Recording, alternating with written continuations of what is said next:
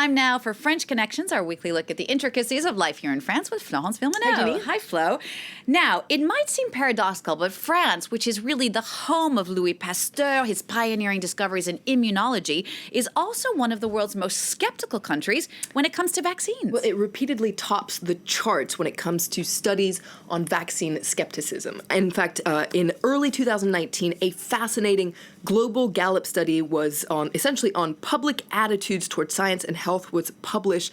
And you can see it here. When asked whether vaccines are safe, 33% of French people disagreed with that, which means that France came out on top ahead of Gabon, Togo, Russia, and Switzerland. For your information, the USA, it's 11%, so quite a difference there. Now, according to the same poll, 20% of French people don't believe that vaccines are effective. Before we dive into the whole anti-vax movement here in France, what's the situation exactly? How many vaccines are obligatory? Well, since the 1st of January 2018, 11 vaccinations are compulsory for children to enter childcare and school. And here they are. You see quite a few of them. There's diphtheria, tetanus, polio, whooping cough, measles, mumps, rubella, hepatitis B, influenza, pneumonia, and meningitis C. Now, before 2018, only the first 3 here were obligatory, and the other 8 were just recommended. Essentially, the decision of whether or not to inoculate a child was in the hands of the parents, and many opted out of these non-obligatory ones before 2018. Now, alarmed with low vaccination rates for these non-obligatory ones, public health officials led by the health minister Agnès Buzyn decided to take action, but they were met with a whole lot of criticism, a whole lot of skepticism, and not just by anti-vaxxers, so people against vaccines. Some parents just thought it was way too excessive. I don't think we're going to vaccinate our children against 11 diseases. That's insane. Of course I want to protect my kids. I don't want them to catch diseases that we've made so much progress on. But we're talking about directly injecting little children with weak immune systems. Until the start of the 2000s, about 90% of French people were pro-vaccine. But over the years, the effectiveness of vaccinations has increasingly come into question. Well, and some of the reasons for that are very similar to other anti-vax movements in other countries. There are theories online about the dangers of vaccinations. Some people say that they're just poison. There are also unfounded links between vaccinations and autism.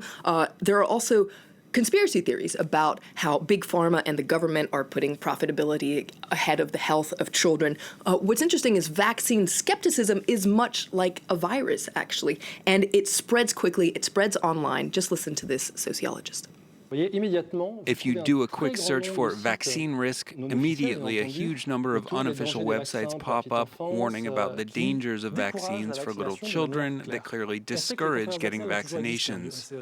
Vaccine controversies have always been around. They're as old as vaccines themselves.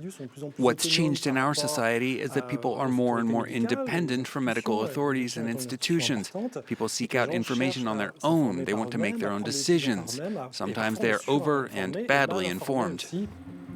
Now, some of the reasons why the anti-vax movement is so strong here in France is really specific to France. Well, analysts say that skepticism towards vaccines reflects a deep-seated mistrust in institutions, and France has one of the highest levels of distrust in the government. Now, on top of that, in recent years, there have been several high-profile scandals involving drug companies that have really shaken public confidence here in France. For instance, in the 1980s, there was this massive HIV-tainted blood transfusion scandal, and then in the 90s, there was a row over the side effects, or possible side effects, of the hepatitis B vaccination, and then really in 2009, there was a major turning point. Essentially, the French government ordered huge quantities of a vaccine against the swine flu epidemic, and less than 10% of those vaccines were used. And so the government was seen as having massively overordered with public funds, and this raised questions about financial interests. And skepticism against vaccinations is having very real consequences, not only around the world, but here in France as well. Well, diseases that were believed to have been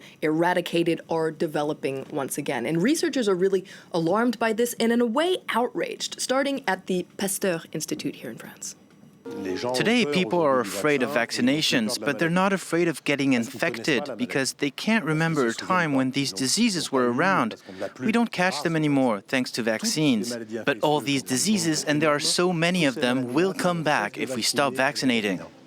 And it's already starting to happen. For instance, the measles, which is our word du jour, it's called rougeole in French. The measles, which are an extremely contagious disease, well, it's been making a comeback in France in recent years. Let's take a look at the figures from 2018, which compares with the cases in Germany and the cases in France. You can see there are so many more cases in France, and there were 3 deaths in 2018 linked to the measles. Now, this is a cause of concern for medical authorities here in France, but it can also have global consequences. Actually, in early 2019, a family of French tourists caused an outbreak of the measles in Costa Rica, which hadn't seen a case since 2014. Why is that? Well, the family's 5-year-old boy hadn't been vaccinated against the disease. So what is the solution to this skepticism against vaccinations? Well, there is no vaccination against conspiracy theories, but education and transparency campaigns could be a way forward because